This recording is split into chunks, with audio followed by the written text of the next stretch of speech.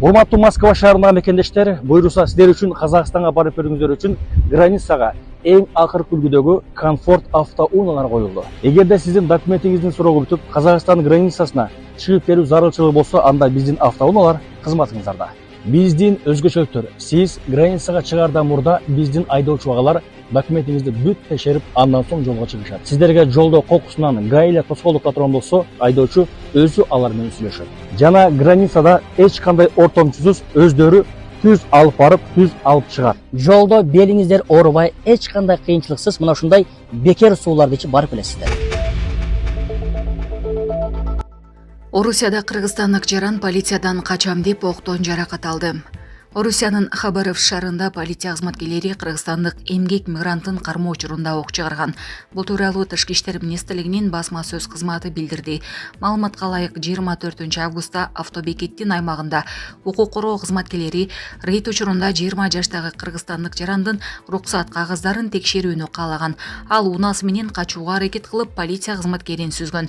Белгиленгендей, кыргызстандыктын мыйзамсыз аракетине бөгөт коюу үчүн курал колдонулган. Анын натыйжасында жаран октон жарат алып колго түшүрүлгөн. Азыр жигит оор абалда ооруканада жатат. Факты боюнча РФтин Хабаровск аймагы боюнча тергөө комитети Кылмыш жаза кодексинин 317-беренеси укук коргоо органынын кызматкерлеринин өмүрүнө кол салуу боюнча кылмыш ишин козгогон. Кармалган адамга карата камакка алуу түрүндөгү баш коргоо чарасын тандоо маселеси чечилүүдө.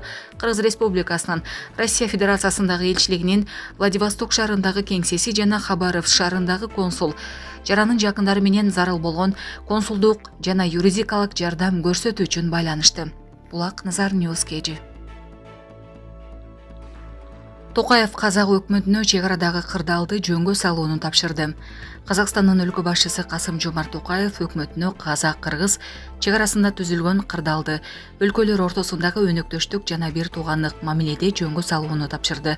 Бул тууралуу бүгүн 26-августта Казакстандын басылмалары жазып чыгышты. Маалымдалгандай, Токаев чек арадан мыйзамсыз жүк ташууну болтурбоо үчүн кыргыз тарап менен санариптештирүү жана автоматташтыруу боюнча сүйлөшүүлөрдү улантуу зарылдыгын белгиледи. Мындан тышкары маалыматта Казакстан чек арадагы өткөрүү пункттары дайыма кадимкидей иштеп жатканы тууралуу жазылды. Эске салсак, 21-августта Ак Тилек автожол өткөрүү жайы алдында жүк ташуучу унаалардын топтолушу катталган. Ошондой эле 22-августта Чүй облусунда Ак Тилек автожол көзөмөл өткөрүү жайынын алдында жардам көрсөтүү жай катары чатырлар тигилген. Булак Супер KG. Мурдагы президент Аскар Акаевдин жубайы Майра Макаева Кыргызстанга келди. Социалдык түйүндөрдө тараган маалыматтар боюнча 25-августта Бишкек шаарында бир туугандар менен чогуу апасы Асыл Абдрахман кызына аш өткөрүштү. Белгилей кетсек, Майра Макаеванын апасы 105 жашында көз жумган. Булак Назар Ньюс KG. Токаев өзү тосуп алды. Рахмон Казакстанга барды. Тажикстандын президенти Эмомали Рахмон 2 күндүк жумуш сапар менен Казакстанга барды. Тажик мамлекет башчысынын басма сөз кызматы кабарлагандай, президентти Астанага бир катар министрлер жана мекеме жетекчилери коштоп кетти.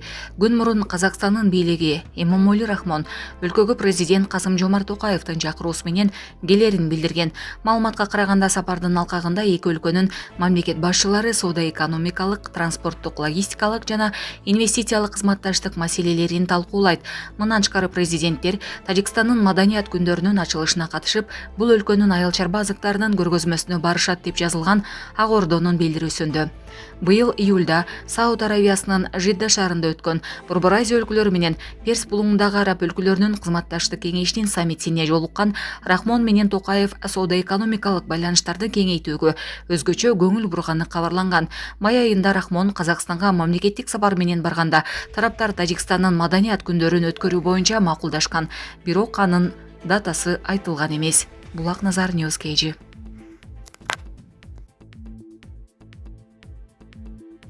Дания өкмөтү Куранды өрттөөгө тыюу салган мыйзам сунуштап жатат. Даниянын өкмөтү диний китептерди, анын ичинде Куранды, Библияны жана башкаларды өрттөөгө тыюу салган мыйзамды сунуштоону көздөп жатат. Ага ылайык диний китептерди өрттөгөндөргө кылмыш иши козголуп, 2 жылга чейин эркинен ажыратылышы мүмкүн. Бул тууралуу 25-августта юстиция министри Петер Хумелгорд билдирди. Ал Куранды өрттөө акцияларын чет жакта жана өлкө ичинде таниялыктардын коопсуздугуна коркунуч келтирген мазактоо актысы деп атады. баштады. Учурда коңшу Швециянын бийлиги да ушуга окшош чара киргизүүнү караштырып жатат. Июнь-июль айларында Скандинавиядагы эки мамлекетте бир нече жолу куранды өрттөө акциялары өткөн. Буга байланыштуу ондогон мусулман өлкөлөрүндө нааразычылык митингдери өтүп, Швеция менен дипломатиялык алаканы үзүү боюнча чакырыктар жаңырган. Булак Назар Ньюс KG.